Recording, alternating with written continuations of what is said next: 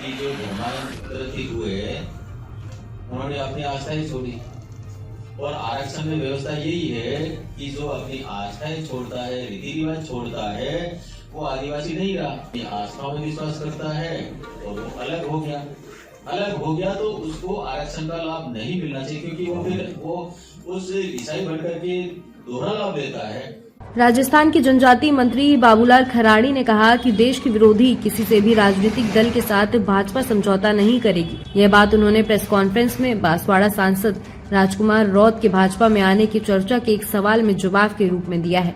धर्मांतरण पर बोले कि राजस्थान को अखाड़ा नहीं बनाना चाहते हैं। मंत्री खराड़ी ने आज उदयपुर के पारस महल होटल प्रेस कॉन्फ्रेंस की। बीएपी पार्टी के सांसद राजकुमार रौत की भाजपा में एंट्री की चर्चा पर बोले, डूंगरपुर में भाजपा की स्थिति कमजोर नहीं है, वहाँ कमजोर स्थिति किसकी है वह सबको पता है। हम ऐसे ही किसी राजनीतिक दल से समझौता नहीं करेंगे जो देश और समाज के खिलाफ है। रौत की ओर से विकास के लिए मोदी के साथ आने की बात पर खराड़ी बोले कि न ऐसा कोई प्रस्ताव आया है और न इस पर कोई चर्चा की गई है। भाजपा में आना चाहते हैं तो वैसे ही संस्कार होने चाहिए, कभी हृदय परिवर्तन हो तो स्वागत है आपका। आदिवासी हिंदू के सवाल पर खराड़ी ने कहा, आदिवासी परंपरा से हिंदू है। भगवान राम लंका जा रहे थे तब राम सेतु बनाया था, उसमें शामिल नर और नील भी जनजाति थे। आज भी हम शादी करते हैं तो अग्नि को साक्षी मानकर करते हैं और 7 फेरे लेते हैं। हम तुलसी पीपल की पूजा करते हैं। आदिवासी हिंदू नहीं है कैसे कह सकते हैं? खराड़ी ने कहा है, आदिवासी हिंदू नहीं है। यह बात वे लोग कहते हैं जो धर्मांतरित हुए हैं, राजनीतिक लाभ लेने के लिए कहते हैं। उनके पीछे कई राजनीतिक ताकतें काम कर रही है। ये ताकतें आर्थिक और वैचारिक रूप से उनकी मदद कर रही हैं, लेकिन आदिवासी हिंदू है और हिंदू ही रहेगा। धर्मांतरण के सवाल पर धर्म परिवर्तन करने वाले हिंदू आदिवासी नहीं करता है। ऐसे ही एसटी के आरक्षण समेत दूसरे फायदे का हकदार नहीं है। इसके लिए डिलिस्टिंग के प्रयास किए जा रहे हैं। वास्तविक को इसका फायदा मिलेगा। राजस्थान को अखाड़ा नहीं बनाने दिया जाएगा।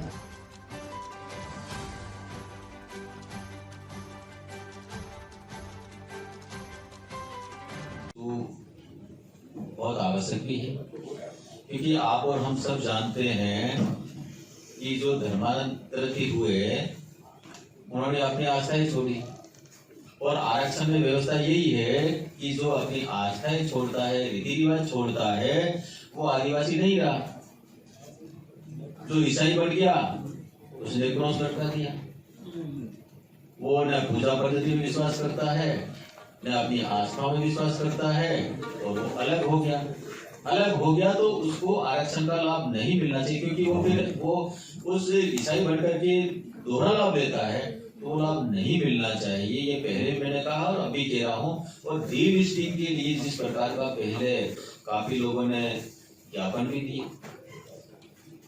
कि डीलिस्टिंग होनी चाहिए, और जब डीलिस्टिंग होगी तो ये होगा कि जो लोग गलत तरीके से दोहरा लाभ ले रहे हैं वो न ले पाएंगे, और वास्तव में जो लोग आदिवासी है उसको लाभ मिलेगा तो उनका भला हो जाएगा।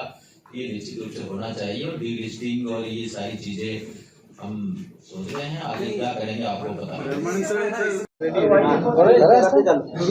जी सर, डूंगरपुर वाला जो इशू था बाप पार्टी और भारत आदिवासी की ये बीजेपी में शामिल होंगे या लेंगे, इस पर आप क्या फरमाएं? देखिए, न तो अभी इसी प्रकार कोई प्रस्ताव आया है और न इस प्रकार की कोई चर्चा है। अगर भारतीय जनता पार्टी में आना चाहते हैं तो वैसा संस्कार चाहिएगा। वैसा संस्कार नहीं है तो भारतीय जनता पार्टी स्वीकार नहीं कर सकती। अग्रवाल साहब ने कहा था कि वो जो काम करना चाहते हैं हमारे साथ मिलकर काम करें तो ज़्यादा अच्छा होगा, तो इसका क्या संदेश है? देखिए, राजनीति में कई प्रकार के निर्णय होते हैं। कभी आदमी का हृदय परिवर्तन होता है और वैसा बन करके काम करना चाहता हूं तो स्वागत है। जालौन से इलाके से आते हैं, ये वो इलाका है जहाँ पे अभी भी बुनियादी जो सुविधा है लोग पलायन न करें रोजगार के लिए। देखिए, निश्चित रूप से सही है कि सड़क, बिजली, पानी कुछ जगह आज भी नहीं पहुंची है। देश के पूर्व प्रधानमंत्री अटल बिहारी वाजपेयी के कानून के कारण हमारे क्षेत्र में 250 तक के गांव, आबादी के गांव थे, उनको सड़क से जोड़ दिया गया है। जो गांव बचे हैं आप जो बात कर रहे हैं वो फॉरेस्ट का एरिया है और फॉरेस्ट के कानून के कारण आज भी वहां पर सड़क नहीं गई है, बिजली नहीं गई है, जिसके कारण से हमारे बीच में फॉरेस्ट एक रोड़ा है। जो सामान्य फॉरेस्ट है उसमें तो अभी हमने कलेक्टर और डीएफओ और ये सारे लोग बैठ करके बातचीत करेंगे।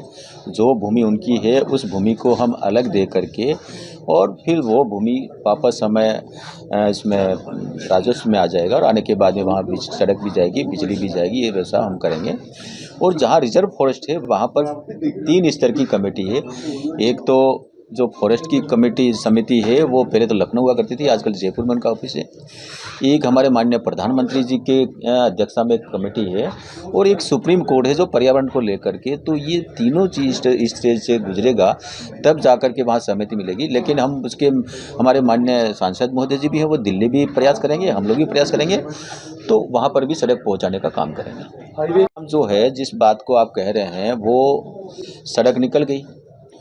अब उनको ये पता नहीं था, टेक्निकली उस समय देखना चाहिए थे कि ये जो पहाड़ है जो कच्चा है ये गिर सकता है, सड़क बन गई, वो पहाड़ धंसता रहा तो उनको लगा कि भाई इसको हम अब इसको कैसे करें, तो शायद अंडरपास की वो प्रस्ताव भेजे गए हैं। आगे वाला वो भी काम चल रहा था तो वो भी पहाड़ ऐसा ही है गिर रहा है, तो उसका भी अंडरपास करने के लिए वो सोच रहे हैं, तो ऐसा प्रस्ताव गए हुए। मैंने भी हमारे देश के सड़क मंत्री नितिन गडकरी जी आए थे तब मैंने भी प्रस्ताव दिया था और अब हम हमारे सांसद महोदय जी वहाँ रहेंगे तो इसकी पैरवी करेंगे तो निश्चित रूप से ये पूरा होगा। ताज़ा खबरों से जुड़े रहने के लिए हमारे चैनल को सब्सक्राइब करें और बेल आइकन को दबाना ना भूलें ताकि हर खबर की नोटिफिकेशन आपको मिलती रहे।